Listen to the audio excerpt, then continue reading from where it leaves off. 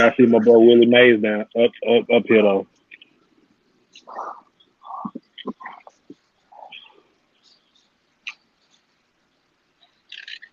Good evening, good evening, good evening. It's a beautiful Thursday. We are doing our things in our own little quarters right now. That's a dope look. Practicing social distancing. That's a fact. Big ups to Live Hip Hop Daily, keeping us rocking and keeping us going as these urban times present Sideline Stories on livehipopdaily.tv.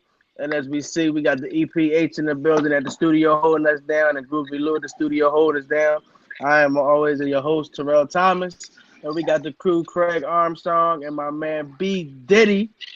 Brandon Trish in the building as well, and they respectable man caves doing their thing. It's great. It's great to be talking to you, gentlemen, because it's a few things that have taken place in the world of sports since we last have encountered each other face to face. I'll say since the pandemic's taking place, and of course, our prayers are out to everyone that's currently affected by the pandemic, and our prayers and our thoughts are also out to all those who are going to encounter a rocky road going forward, whether it be unemployment or just their daily activities are switched up and things of that nature. So our thoughts and our prayers are definitely out with you guys, you ladies and gentlemen. But we're going to try to provide a bit of entertainment to keep you going and keep in tune with what's going on out here. Now we're going to get going because last week the NFL decided to keep things in motion. We know the NBA's been on hold with suspensions. Major League Soccer has been on hold with suspension. Baseball is on hold. Hockey is on hold as well. But the NFL free agency period still did take place. And a certain somebody in the Brady Bunch right now in our Brady Bunch box, kind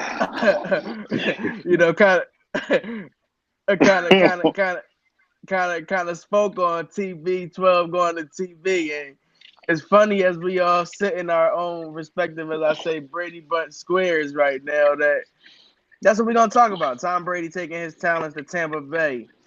Gentlemen, and I know Lou, we know Tom Brady number one with you. We know what we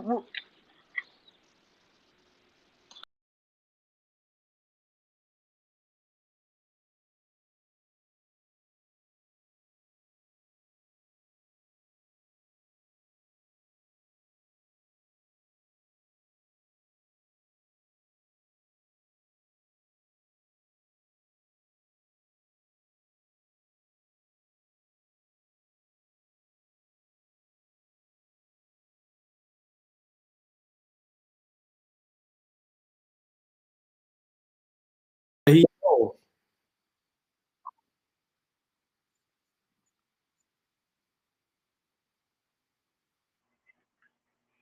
I said, damn, Terrell was right. But after that, I was like, right. Then I was like, and we gotta play him twice a year, and he got better weapons. All I can think now is like, I hope they supply him with an offensive line because Jameis did not have the greatest offensive line. So we'll see. We'll see. I think they have the pieces to do what they need to do, but it just depends on if they give him an offensive line because they damn sure got the tight ends, receivers, running backs, all that. So we'll see.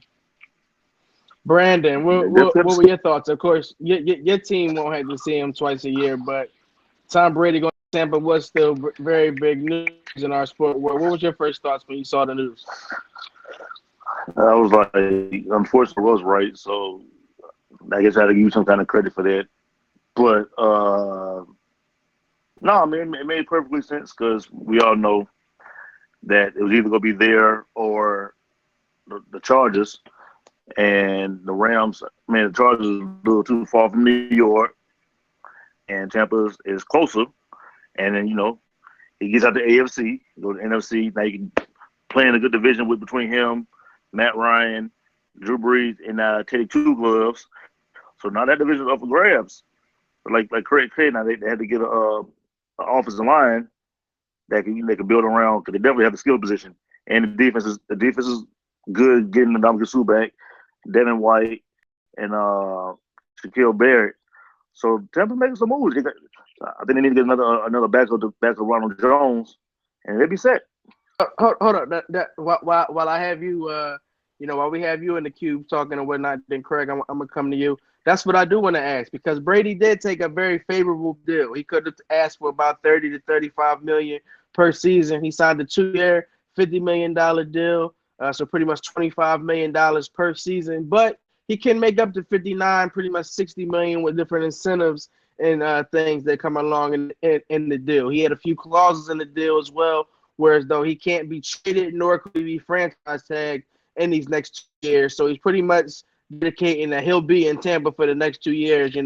God forbid, no injury or anything like that. He'll be out there and he'll be looking to win the Super Bowl. And just to add icing on the cake, if everything goes well and the NFL season begins on time, the Super Bowl next season will be in Tampa. So Tom Brady will be looking to make history and become the first, the Tampa Bay Buccaneers, along with Tom Brady, will be looking to make history to become the first team to actually play at home in the Super Bowl. Brandon, what I really want to ask you, what I still have to ask you is, they do still have gaps. They have a lot of weapons out there, young defense. They have young wide receiving core out there that's pretty good. I think you put them both. Their receivers is definitely a top 5 as far as the whole receiving crop out there. But what would you say Tampa Bay would need to go at? What position do they need to target immediately if they really want to make a run, not only for the Super Bowl, but to make a run in what is now a tough division in the NFC South?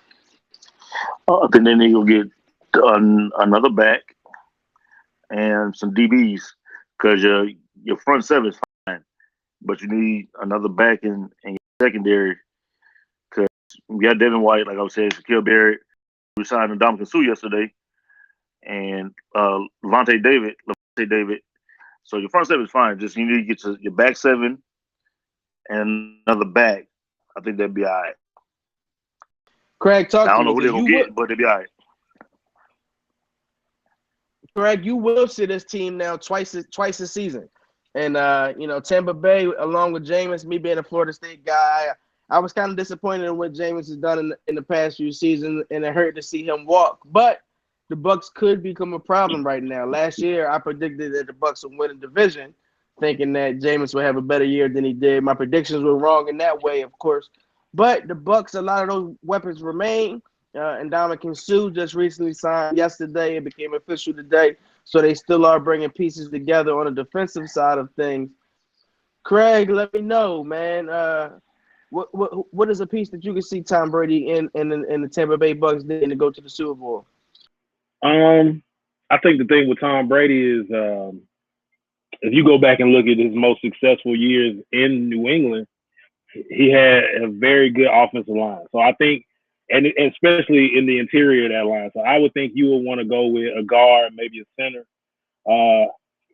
Whoever is the best guard, best center on the market, you need to get them. You want to protect Tom Brady because he likes to step up into the pocket. He ain't really that tight. You can't hear me? Oh, okay. But yeah, you wanna protect him to be able to step up into the pocket to find all those great targets. So I would say interior linemen are going to be really important for him. I know they have a young offensive line.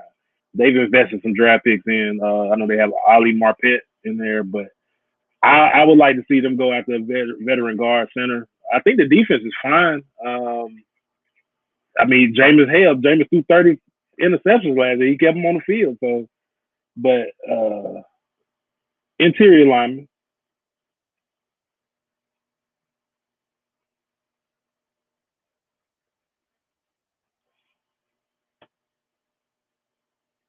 There was a reason the Patriots kept good centers and good guards around. You got to be able to protect them to be able to step up. So we'll see how they go, but that's what I would say. Craig, while you're talking and everything, is give me a head nod. You got a new player out there in Ty Gurley on your team on the Atlanta Falcons. What type of impact do you think Ty Gurley is going to actually bring? Being back here in Georgia, a place, of course, where he played his collegiate football. Don't know what his needs are like, what his health is like, but what are your expectations for Todd Gurley? It could be an impact in the red zone, a place that the Atlanta Falcons desperately do need help. Um, mm. So when we signed him, I had a mixed reaction because I was like, I mean, it's great if we were getting 2018 Todd Gurley, but with bad knees Gurley, we'll have to see how that goes. He does give us a weapon, a back that's used to catching the ball out of the backfield, but also we like to run a zone blocking scheme, and he's used to that as well. So I think he'll be able to fit in well, but I don't think we should look for him to be like a bell cow back. I think his days of doing that are over. I think he's gonna have to share the load with somebody. I don't know who, but he's gonna have to share the load with somebody.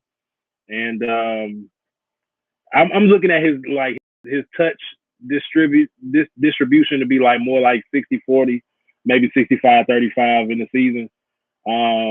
But if we can keep him healthy going towards the end of the year, I think we could be dangerous with him. That's very good to know. I dig that. Now, I'm Brandon, back. And Dante Fowler is a good ass fit. Oh, yes, indeed. I respect that. Good move for the defensive line. We'll see what he does with Dan Quinn. Brandon, a few more things, though. There's a few more question marks now in the NFL. A few more unknowns, a few more variables that'll be left out there. With Tom Brady going to Tampa Bay, that now means Jameis Winston will be looking for a job. As you said, Teddy Two Gloves now resides in Charlotte, with him being the newest quarterback or the newest member of one of the newest members of the Carolina Panthers. Cam Newton was recently let go, so he's another guy that'll be looking for a job. Brandon, you're very familiar with SEC football, so it'll be very interesting to see where Cam Newton ends up. But I want to ask you about Cam. Craig, I'll go to you about Jameis. Brandon, where do you see? Give me a team or two that you think would be a good fit for Cam Newton to take his talents, as they say. I see him taking his talents to the West Coast to either be the Chargers, if not there, then go to Brady's old summer ground and go to New England, because both of those teams and quarterbacks. I know New England signed Brian Hoyer, but it's Brian Hoyer, and yeah, anybody think Brian Hoyer is better than Cam Newton? You need to be drug tested, or Tyrod Taylor. If you been a Cam Newton, need to be drug tested. So both of those situations, I can see Cam fitting there, because definitely with the Chargers, you have Mike Williams and Keenan Allen and Hunter Henry, and just resigned Austin Eckler in his lane. Austin Eckler, the running back. Mm-hmm. Yeah. So I think that would be the better situation if you wanted to go, a team that's ready to win, and you take the next step and play in a good division, the AFC West. So I think if he had to pick, and Cam like the limelight, so go to Hollywood. Now, I will say this, in this time of everything that's taking place in the world, they are doing drug tests. So there might be a few GMs and head coaches out there that truly do believe their current options are better than Cam Newton in your case, or Jameis Winston in the case of Craig. Now, Craig, my man, Jameis is out of Tampa, man. 30 for 30, they call him 30 touchdowns, 30 interceptions. We never thought it could be done, but it has been done. Jameis tried to take drastic measures, before getting released, or not being re-signed. Excuse me, because he wasn't on the team. He wasn't re-signed. He went and had surgery on his eyes, to get that straightened out. So maybe he won't be throwing to as many linebackers and defensive backs in his upcoming season if he finds a team. If he's able to find a team, where's a place that you think will be a good home for Mr. Jameis Winston? The problem ain't he's blind. He must be colorblind because he's throwing to the other team with the other uniform on. But if it was me, if I was Jameis, honestly, I would bite the bullet and I would try to get to Pittsburgh and try to be the heir apparent for Ben Roethlisberger. They kind of had the same kind of gunslinger mentality, and I think he can learn under him a little bit. And I don't think Ben has more than maybe a year, maybe two. And James is still young, so I think that will give him the ability to go in there, learn the offense, and when it's your time, you can be the next Phillip Rivers when Drew Brees left. and you can be the next great Pittsburgh Steelers quarterback. I would say go there. I'm not mad at that. I think that's a good option as well. I like what you said, Brandon, as far as Cam Newton. I can see him in New England, but I really think Cam is going to end up in Miami. They'll probably get Tua to give Cam a nice 1 year deal. Let Cam kind of get out there, do his thing, and groom a young Tua. As far as Jameis, man, I think I like Pittsburgh as well. I've been trying to find a way to land him a job. I know Jacksonville's open as well. Miami's open, but he might need to get out of Florida. He Free might he Leonard might Fournette. he might need to change the air. I mean, Leonard Fournette might be Go where looking. there's no crab legs. I mean, he a millionaire. He can get him down there anywhere. I do like what you said about Pittsburgh. Quickly, gentlemen, as we wrap up in the NFL, just kind of like a thumbs up, thumbs down. Do you gentlemen think that the NFL season will start on time? Thumbs up, yes. Thumbs down for no. Interesting. Okay, interesting. Moving right along, though, it's been about 2 weeks since the NBA season is suspended, and then, I mean, interesting. The last two Hawks games, I covered one game, and then you gentlemen covered the final two games. I covered the game in which the news kind of Yeah. broke that media rules would be different. Then you gentlemen covered the game in which the media rules were different. And then before the next game could take place, the season was actually suspended. Uh, it's a lot of Rudy unknowns, was right? there.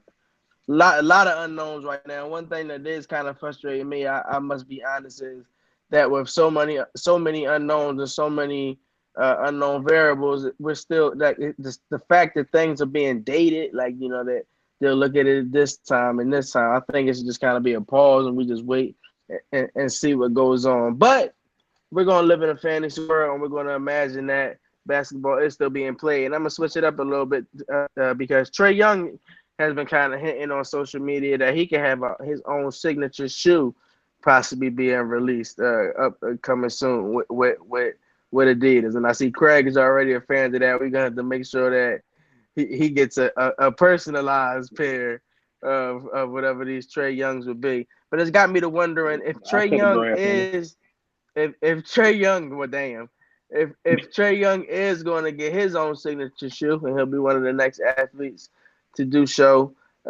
Craig, I want to ask you, and then Big, you let me know. Give me two athletes in sports. Period. Me on the NBA